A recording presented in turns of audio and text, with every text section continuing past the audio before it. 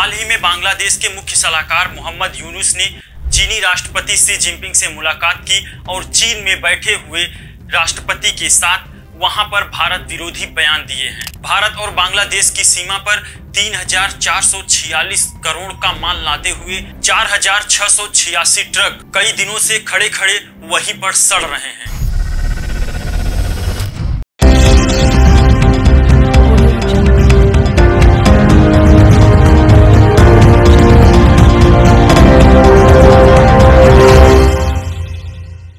नमस्कार दोस्तों, भाइयों एवं बहनों, अगर हम आपके जमीन का इस्तेमाल कर रहे हैं अपने बिजनेस को बढ़ाने के लिए, तो जाहिर सी बात है आप उसके एवज में हमसे कुछ जरूर पाने की इच्छा रखेंगे। आजकल यही हो रहा है हमारे पड़ोसी देश के साथ। कौन है हमारा पड़ोसी देश और किसके साथ हमारा ये पंगा चल रहा है, सब आपको बताएंगे। लेकिन अगर अभी तक आपने हमारे चैनल को सब्सक्राइब नहीं किया है तो सब्सक्राइब कीजिए और लाइक कीजिए और कमेंट बॉक्स में वीडियो देखने के बाद ये जरूर बताइएगा कि आपका इस पे क्या राय है। हम बात कर रहे हैं अपने पड़ोसी देश बांग्लादेश की, जहां पर शेख हसीना की सरकार हटने के बाद लगातार वहां पे हमारे और उनके देश के संबंधों में गिरावट देखने को मिल रही है। हाल ही में बांग्लादेश के मुख्य सलाहकार मोहम्मद यूनुस ने चीनी राष्ट्रपति शी जिनपिंग से मुलाकात की और चीन में बैठे हुए राष्ट्रपति के साथ वहां पर भारत विरोधी बयान दिए हैं। उन्होंने चीन में बैठकर 7 सिस्टर्स को लेकर भड़काऊ बयान दिया है, जिसके बाद भारत ने 25 अप्रैल को अपने बंदरगाहों पर भीड़ भाड़ का हवाला देते हुए भारत और बांग्लादेश के बीच 2020 के समझौतों को रद्द कर दिया, जिससे बांग्लादेश के द्वारा तीसरे देश को भेजे जाने वाले आयात पर पूरी तरीके से ठप हो गया, यानी कि रोक लग गया। जिसके बाद बांग्लादेश की अर्थव्यवस्था पूरी तरीके से चरमरा उठी है। भारत के इस कड़े कदम के बाद बांग्लादेश के अरबों रुपए के आयात पर रोक लग गया है, जिससे बांग्लादेश को भारी नुकसान झेलना पड़ रहा है। भारत और बांग्लादेश की सीमा पर 3,446 करोड़ का माल लाते हुए 4,686 ट्रक कई दिनों से खड़े खड़े वहीं पर सड़ रहे हैं। ना वो भारत के अंदर एंट्री कर पा रहे हैं और ना वो बांग्लादेश की तरफ वापस निकल पा रहे हैं, क्योंकि उनकी एंट्री पर भारत ने रोक लगा दी है। आइए समझते हैं कि बांग्लादेश किस तरीके से भारत के रूट का इस्तेमाल करते हुए यूरोप और सभी अन्य देशों में अपने माल को आयात करता था। दरअसल बांग्लादेश ने अपने देश में बने कपड़े को भारत के माध्यम से यूरोप और वेस्ट एशिया में भेजता था, और जिसके एवज में भारत बांग्लादेश से एक भी रुपया नहीं लेता था।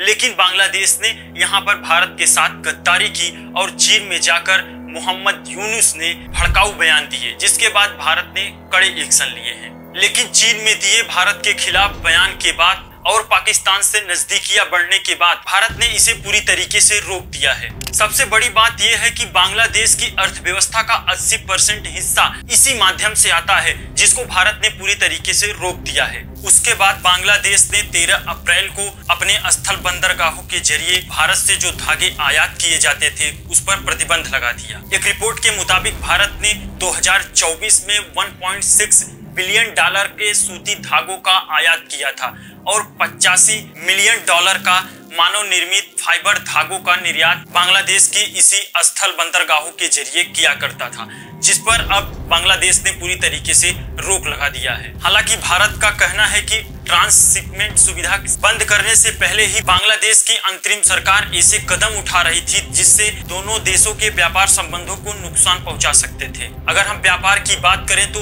2023 और 24 में भारत और बांग्लादेश के बीच 12.6 बिलियन डॉलर का व्यापार हुआ था, जिसमें भारत बांग्लादेश पर आयात सामान पर कोई भी टैक्स नहीं लगाता था। आइए समझते हैं कि बांग्लादेश और भारत का 2020 का ट्रांसशिपमेंट सुविधा क्या है और ये कब लागू किया गया था और किस वजह से लागू किया गया था। ये समझौता जून 2020 में भारत ने बांग्लादेश को भूटान, नेपाल और म्यांमार सहित किसी भी तीसरे देश के लिए अपने लैंड कस्टम स्टेशनों का इस्तेमाल करने की सुविधा दी थी, जिससे भारत बांग्लादेश से एक भी रुपया नहीं लेता था। यानी कि इसका लाभ बांग्लादेश भारत के माध्यम से फ्री में यूज कर रहा था, जिसे अब भारत ने पूरी तरीके से बंद कर दिया है। इसे इस तरीके से डिजाइन किया गया था कि बांग्लादेश के व्यापार सरल और कम लागत में ट्रांसपोर्ट किया जाता था। बांग्लादेश में सबसे बड़ा व्यापार रेडीमेड गारमेंट फिल्स का है, जो कि भारत के ट्रांसपोर्ट शिपमेंट की सुविधा के माध्यम से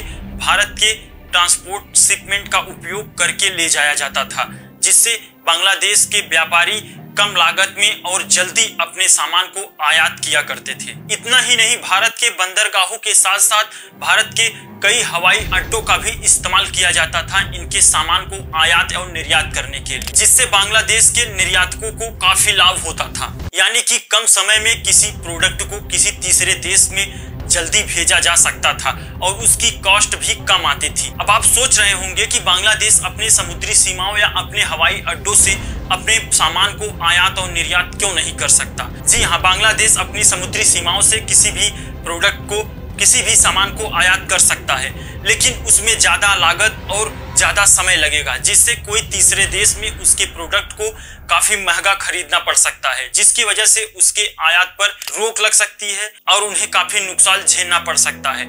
यानी कि अगर कोई भी प्रोडक्ट 10 रुपए का है तो वो किसी तीसरे देश में जाते जाते वो 25 रुपए तक बन जाएगा, जिससे वहां पर उसकी सामान की बिक्री बंद हो सकती है और बांग्लादेश को काफी नुकसान झेलना पड़ सकता है। और बांग्लादेश में ऐसे हवाई अड्डे हैं ही नहीं जिसके माध्यम से बांग्लादेश अपने आयात को ट्रांसपोर्ट कर सके। अगर वीडियो आपको पसंद आया हो तो एक लाइक और सब्सक्राइब जरूर कीजिएगा और अपने राय को कमेंट बॉक्स में जरूर बताइएगा। धन्यवाद।